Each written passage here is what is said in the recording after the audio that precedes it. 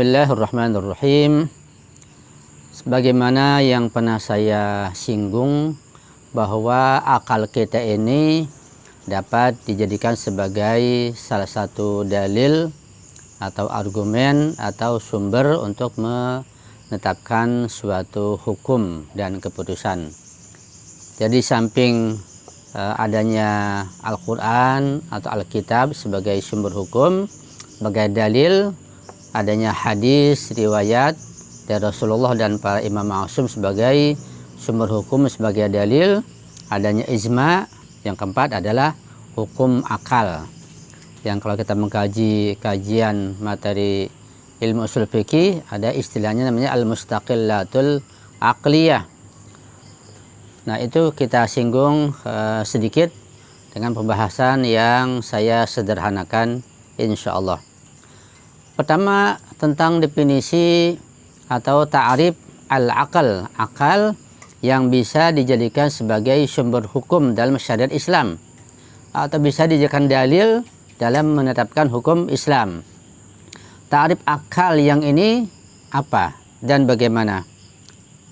Ulama usul fikih mengatakan bahwa ta'rif akal ini adalah kullu hukmin aqliyin yantahi ilal qat'i bil hukmi syar'i, yaitu setiap hukum akal yang berakhir dan berujung secara meyakinkan kepada hukum syariat. Artinya ada hubungan yang erat antara hukum akal dengan hukum syariat, itu nggak bisa dipisahkan ya, antara hukum akal dan hukum syariat, hukum Islam nggak bisa dipisahkan. Itu tentang pengertian akal yang bisa dijadikan sebagai sumber hukum atau dalil atas suatu hukum di samping Quran, hadis, dan ijma. Sekarang penjelasannya seperti ini. Misalnya ketika syariat, yaitu Allah Subhanahu wa Ta'ala mewajibkan untuk melaksanakan berbagai perintah beribadah misalnya, dan kewajiban perintah itu berdasarkan ayat Al-Quran Al-Karim atau berdasarkan hadis Rasulullah yang mutawatir atau yang sahih misalnya.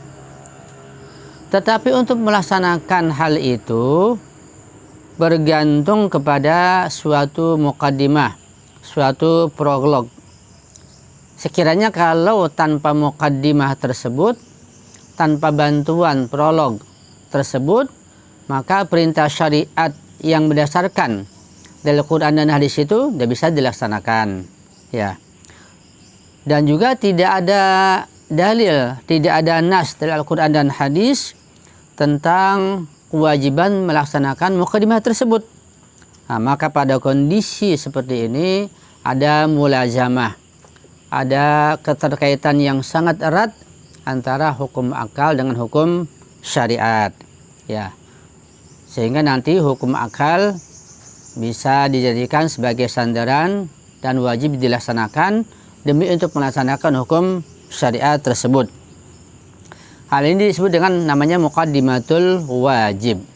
Ketika ada muqaddimah bagi yang wajib, syariat tidak bisa menetapkan atau tidak ditemukan ketetapannya, tapi hukum akal mampu menetapkannya, maka wajib dilaksanakan sebagai muqaddimatul wajib. Misal sebagai contoh, katakanlah ketika syariat mewajibkan seseorang untuk melaksanakan ibadah haji dengan memenuhi syarat-syarat tertentu, badannya sehat, dia mampu, punya ilmu yang cukup, kemudian juga punya bekal, aman, dan seterusnya. Sudah terpenuhi beberapa syarat, dia wajib melaksanakan ibadah haji. Perintah syariat, perintah Al-Quran, walillahi 'alan nasi hajjal baiti man istata'a ilaihi sabila. Harus berangkat pergi haji, perintah Allah, juga perintah Rasulullah. Tetapi karena dia tinggal di Indonesia, untuk pergi haji, melaksanakan ibadah haji ke kota Mekah tidak mungkin dengan jalan kaki, tidak mungkin tanpa kendaraan. Nah, muqaddimah untuk bisa melaksanakan perintah haji ini, muqaddimah adalah menggunakan kendaraan, menggunakan pesawat terbang.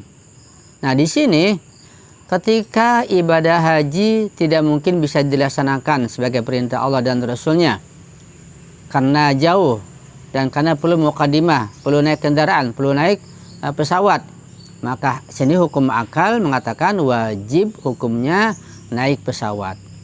Jadi naik pesawat itu bisa menjadi wajib hukumnya sebagai muqaddimatul wajib. Kenapa ini bisa wajib? Ya karena untuk melaksanakan perintah Allah ibadah haji, begitu. Lain halnya kalau naik pesawat untuk tujuan yang lain, ya untuk nonton bola bisa menjadi haram. Tapi di sini sebagai muqaddimatul wajib naik pesawat untuk menuju kota Makkah demi melaksanakan ibadah haji hukumnya menjadi wajib. Ini disebut dengan al-mustaqillatul aqliyah, yaitu berdasarkan hukum akal. Akal kita mampu menghukumi bahwa naik pesawat untuk tujuan melaksanakan ibadah haji menjadi wajib, ya. Hanya saja mengenai hukum akal ini ada dibagi dua, ada namanya al-mustaqillatul aqliyah, ada lagi yang ghairul mustaqillatil aqliyah, yaitu kemandirian akal dan tidak kemandirian akal. Ini satu istilah, ya. Secara global bahwa dikatakan di sini istilah al-mustaqillatul aqliyah adalah ketika ada dua muqaddimah, ya muqaddimah qiyas itu, muqaddimah apa namanya analogi untuk dijadikan sebagai dalil yang kedua-duanya berdasarkan akal. Muqaddimah pertama, posisi pertama dan kedua berdasarkan hukum akal, namanya al-mustaqillatul aqliyah. Yang ghairul mustaqillatul aqliyah itu ketika muqaddimah pertama berdasarkan akal, muqaddimah kedua, posisi kedua tidak berdasarkan hukum akal tapi berdasarkan hukum syariat, ya. Ada hubungannya antara hukum akal dan hukum syariat, itu globalnya. Untuk perinciannya nanti bisa baca di pembahasan ilmu usul fikih terkait masalah al-mustaqillatul aqliyah dan ghairul mustaqillatul aqliyah dengan berbagai contohnya. Ala kulli hal, bahwa muqaddimah apapun yang Allah dan Rasulnya tidak menjelaskan hukumnya wajib atau tidaknya, tetapi muqaddimah tersebut dapat menyampaikan seseorang untuk melaksanakan perintah syariat yang wajib, maka muqaddimah itu menjadi wajib. Ini berdasarkan hukum akal tentu yang lebih tinggi lagi, karena semakin akal diisi dengan pengetahuan, maka dia semakin tinggi pula dalam mengambil kesimpulan hukum dan dalam menetapkan hukum. Itu ala kadarnya mengenai tentang al-mustaqillatul aqliyah dan ghairul mustaqillatul aqliyah dalam kajian ilmu usul fikih yang sepintas telah saya jelaskan, walaupun hanya mungkin aromanya saja. Kemudian bermanfaat, dan saya akhiri. Hadan wa ajma'in. Wassalamualaikum warahmatullahi wabarakatuh.